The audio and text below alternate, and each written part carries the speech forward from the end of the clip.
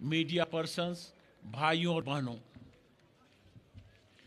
मित्रों, सबसे पहले तो मैं ये कहना चाहूँगा कि आज का जो ये इतना पवित्र पावन अवसर है, ये जो वैशाख पूर्णिमा का, बुद्ध पूर्णिमा का, आप लोगों ने इतने अच्छे से इसको ऑर्गेनाइज किया है।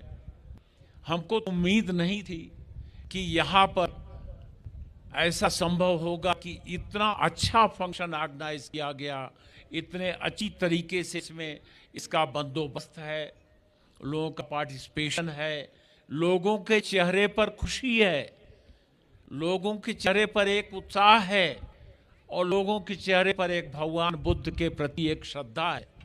यह देख करके हमको बहुत खुशी हो रही है और इसका श्रेय मैं तो सभी को इसका श्रेय जाता है और हमारे जो शिवांग साहब हैं उनके टीम को मैं खास बधाई देता हूं इसके इतने अच्छे ऑर्गेनाइजेशन के लिए।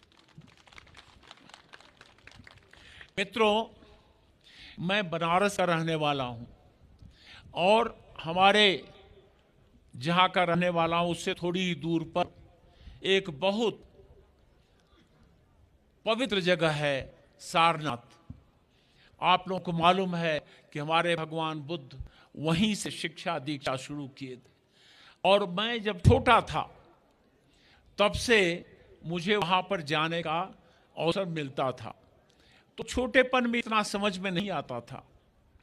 तो जब मैं इंटरमीडिएट में पहुंचा तो हमारे टेक्स्ट बुक में, हमारे इंग्लिश के कोर्स में एक किताब थी और किताब का नाम था लाइट ऑफ एशिया, माने कि एशिया की रोशनी। तो हम लोगों ने जब पढ़ा, मैंने पढ़ा उसको, तब मुझे पता लगा कि भगवान बुद्ध क्या थे, उनका त्याग क्या था, क्या उनका अद्भुत रोल था मनुष्य की जिंदगी में।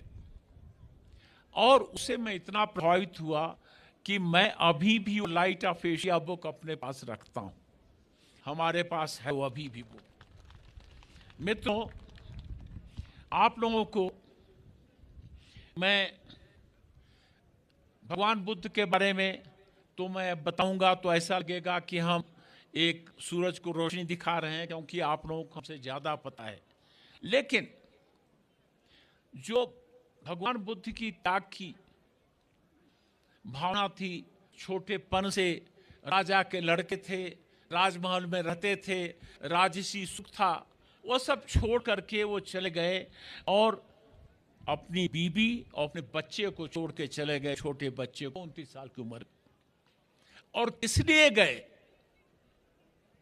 गए इसलिए कि मानव का कल्याण कैसे हो, इसके लिए गए। और ये बहुत बड़ी बात है। लेकिन जब उनकी शिक्षा दीक्षा सामने आई तो वो शिक्षा दीक्षा बहुत तपस्या के बाद आई और उस तपस्या में उन्होंने बड़े संकट, अपने फिजिकल सुख को छोड़ करके तपस्या की, फिर ज्ञान मिला। मित्रों, वो इतना अद्भुत ज्ञान था, इतना बड़ा ज्ञान था, इतना मानव कल्याण के लिए इतना बड़ा ज्ञान था कि वो बुद्ध धर्म हमारे देश में फैलने लगा। नालंदा में, जिसका जिक्र अभी हुआ है, नालंदा में यूनिवर्सिटी बन गई। हजारों की संख्या में वहां टीचर्स, हजारों की संख्या में वहां शिक्षार्थी, और उनके शिक्षा के लिए, उस शिक्षा को ग्रहण करने के लिए विदेश से लोग आने लगे। और वहां शिक्षा का भंडार क्या था? शिक्षा का भंडार अद्भुत, अपार। क्या लाइब्रेरी थी, क्या जगह थी। अभी भी उसके जो खंडर वहां पर पड़े हैं, आप बिहार में नालंदा में जाएं, देखें तो ताजुब होता है कि उस वक्त इतना यह विकसित था। और वो क्या वक्त था? वो 11वीं शताब्दी, वो 12वीं शताब्दी थी, 12वीं शताब्दी। लेकिन एक बहुत अनफॉर्चुनेट बात हो गई, बहुत अनफॉर्चुनेट बात हुई। 1197 में एक लुटेरा बख्तियार खिलजी, उसने अटैक कर दिया और वहां पर जितने शिक्षार्थी थे, जितने पढ़ाने वाले थे, सभी लोग पीस, लव, अफेक्शन इसमें विश्वास करते थे। उनके पास तो पत्थर भी नहीं था, छोटे कोई डंडा भी नहीं था, वो तो पीस के लिए रहते थे, पीस के लिए, अफेक्शन के लिए, लव के लिए, कल्याण के लिए वहां पर पढ़ाई होती थी, वहां पर इसीलिए लोग रहते थे और विदेशों तक यही बात सबको मालूम थी और सब वहां पर इसीलिए आते थे। तो नतीजा क्या हुआ कि 1197 में नालंदा के ऊपर अटैक हो गया, वहां पर लोगों को मार दिया गया और वहां की जितनी किताबें थी जला दी गई। और आप लोगों को सबको मालूम है कि लाइब्रेरी इतनी बड़ी थी कि वहां पर कई महीने तक आग जलती रही, किताबें नष्ट होती रहीं, बड़ी पीड़ा हुई। तो जो मेन हमारा शिक्षा का केंद्र था बुद्ध धर्म के लिए हमारे देश में, वो नाश उसका हो गया। लेकिन इस धर्म में इतनी ताकत है, इस धर्म में इतना स्नेह है, इस धर्म में इतना प्रयास है, इस धर्म में इतनी कल्पना है, इस धर्म में इतनी दूरदर्शिता है कि यह धर्म खत्म नहीं हुआ। बर्मा गया, सिलोन गया, श्रीलंका गया, हर जगह गया और हर जगह यह फैल गया, हमारे देश में कम हो गया।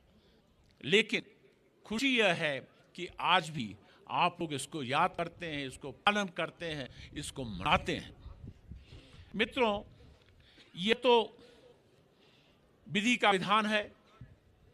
मैं श्रीलंका में बहुत दिन तक था, वहां पर मैंने देखा धर्म का किस तरीके से लोग इससे जुड़े हुए हैं। तो क्यों जुड़े हुए हैं, इस धर्म से क्यों जुड़े हुए हैं? क्योंकि इसमें कुछ बड़ी प्रैक्टिकल बातें हैं, बड़े प्रैक्टिकल इसमें सुझाव हैं, बड़ी प्रैक्टिकल कल्पना है, बड़ी प्रैक्टिकल शिक्षा है जो कि आज भी एप्लीकेबल है। जब भगवान बुद्ध कहते हैं कि 4 तथ्य हैं, संसार में दुख है, दुख का कारण है, दुख का निवारण है और दुख निवारण के मार्ग है। तो जब भगवान बुद्ध यह कहते हैं तो बात सही है, अपील करती है, प्रैक्टिकल है और कितनी उम्दा बात है। और जब भगवान बुद्ध कहते हैं कि देखो भाई, इसके रास्ते हैं, मार्ग हैं और 8 मार्ग हैं, और उसमें जब मार्ग शुरू करते हैं तो पहला शब्द उसे होता है सम्यक। सम्यक, सम्यक माने उत्तम। तो भगवान बुद्ध का जो मार्गदर्शन है वो उत्तम से शुरू होता है। तो भगवान बुद्ध कहते हैं कि उत्तम दृष्टि होनी चाहिए, सम्यक दृष्टि होनी चाहिए, फिर सम्यक संकल्प होना चाहिए, डिटर्मिनेशन होना चाहिए, और फिर कहते हैं कि सम्यक वचन होना चाहिए। क्योंकि मनुष्य के बीच में जो एक काम करने वाला जो बहुत फर्स्ट इवेंट है वो कम्युनिकेशन है। आप क्या बोलते हैं, कितना अच्छा बोलते हैं, अगर उससे प्रभावित होता है। तो भगवान बुद्ध ने कहा सम्यक वचन, फिर उन्होंने कहा सम्यक कर्म। सिर्फ बात बोल के नहीं, सम्यक कर्म भी होना चाहिए। फिर भगवान ने कहा कि आजीविका भी सम्यक होनी चाहिए। और भगवान ने कहा कि उसके साथ साथ आपको इस शरीर को, इसको ठीक रखने के लिए आपका सम्यक व्यायाम भी होना चाहिए। अब देखिए कितनी उम्दा, कितने अच्छे अच्छे ये मार्गदर्शन हैं। फिर कहा कि आपकी याददाश्त भी सम्यक होनी चाहिए, अच्छी बातें याद करें। अच्छी बातें याद करेंगे तो कर्म भी अच्छा होगा, विचार भी अच्छे होंगे। और फिर उन्होंने कहा कि सम्यक मेडिटेशन, सम्यक आपका समाधि होनी चाहिए।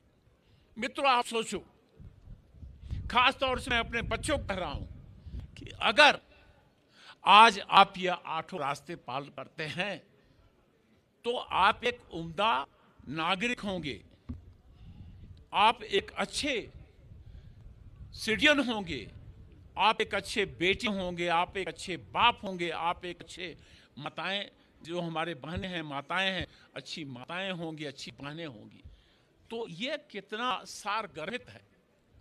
तो मैं इसकी प्रतिष्ठा करता हूं कि ये हमारे बीच में एक ऐसे भगवान आए, एक ऐसे अवतार आए, एक ऐसे महापुरुष आए जिन्होंने हमको ये बातें बताई और जो अनुकरणीय है, पालन करने लायक है। मित्रों, हमारे प्राइम मिनिस्टर मोदी साहब विशाल पुरुष है, कल्पना अच्छी,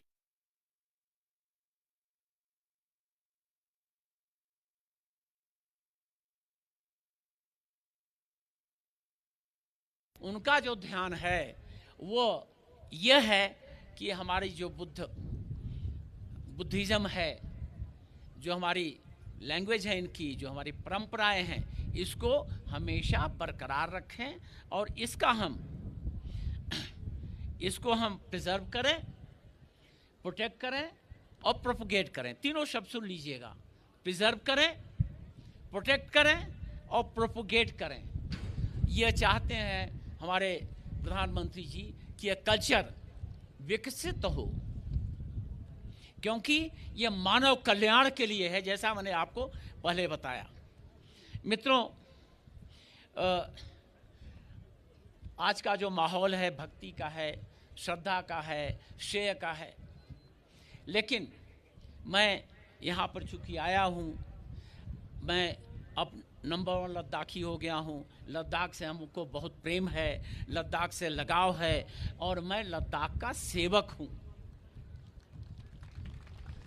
मैं ये चाहता हूँ कि लद्दाख में हर तरीके का विकास हो, हमारे बच्चों का विकास हो, हमारे बच्चों का भविष्य अच्छा हो। हम जब से यहाँ पर यूनियन टेरिटरी बने हैं, 3.5 साल से ज़्यादा हो गया, कई काम होने थे, तेज गति से होने थे, ज़्यादा होने थे, दूर तक इसका प्रभाव पड़ना था। तो खैर जो भी है, हम इसको अभी तेज गति से ले चलना चाहते हैं।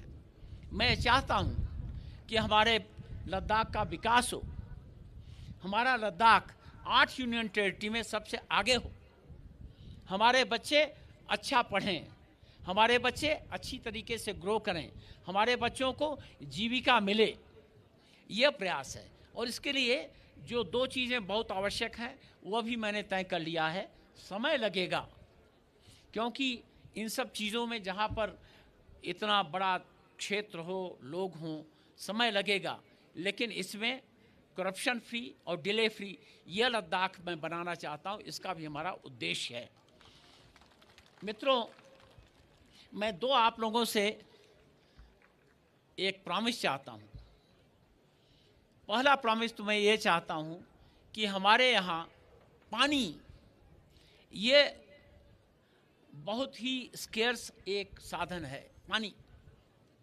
तो इसका वेस्टेज आप ख़त्म करें, अनऑथराइज्ड यूटिलाइजेशन ख़त्म करें, पानी को गंदा मत करें और जो पानी के स्रोत हैं उनको आप अच्छी तरीके से उनको प्रिजर्व करें।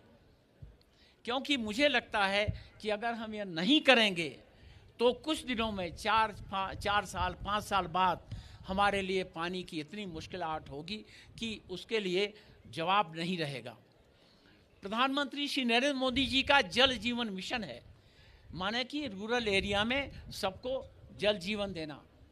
मैंने अभी एक टीम बुलाई हुई है सेंटर से 6 लोगों की, जो कि हर जगह जाएंगे, मुआयना करेंगे कि जो जल जीवन मिशन है वो किस तरीके से हुआ और कहाँ पर कमी रह गई और क्या करना है आगे। और इसका हमको जब प्लान मिलेगा तो हम इंश्योर करेंगे कि हमारा जो जल जीवन मिशन है वो 100% ये ठीक हो। और दूसरा गंदगी। मित्रों, यह आपका लेह जो है बड़ा अच्छा शहर है, यहाँ पर बहुत विदेशी लोग आते हैं। तो मैं ये चाहता हूँ कि गंदगी न हो। जितने हमारे यहाँ वार्ड के मेंबर हैं और इनके वार्ड को क्या कहते हैं, हाँ, जो काउंसलर हैं, उनसे मैंने बैठक भी की हुई है और उनसे कहा है कि आप लेह को बहुत साफ रखें, क्योंकि यहाँ हमारे सिर्फ भारत के नागरिक नहीं आते हैं बल्कि विदेश के भी नागरिक आते हैं। और वो जब वापस जाएं तो ये देख के जाएं कि हमारा लेह बहुत साफ है।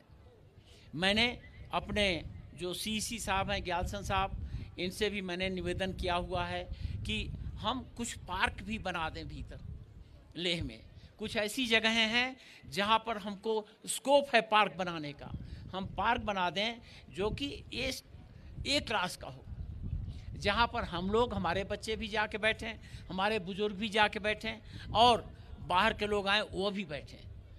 तो ये हम करना चाहते हैं और मुझे पूरा यकीन है ग्यालसन साहब बहुत प्रोग्रेसिव आदमी हैं, ये काफ़ी इफ़ेक्टिव आदमी हैं और इनको ये बात इनको भी अच्छी लगती है, तो हम ये भी करें। मित्रों, लास्ट में मैं ये कहना चाहूँगा कि आपका पूरे डेवलपमेंट के लिए लद्दाख के या लद्दाख में कोई और विकास के काम के लिए, जन सुविधा के लिए आपका सहयोग चाहिए।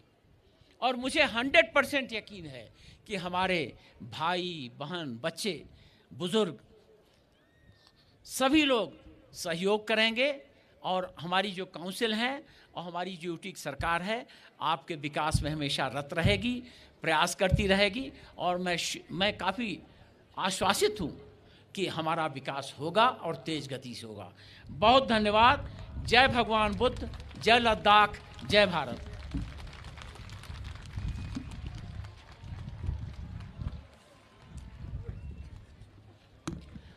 माननीय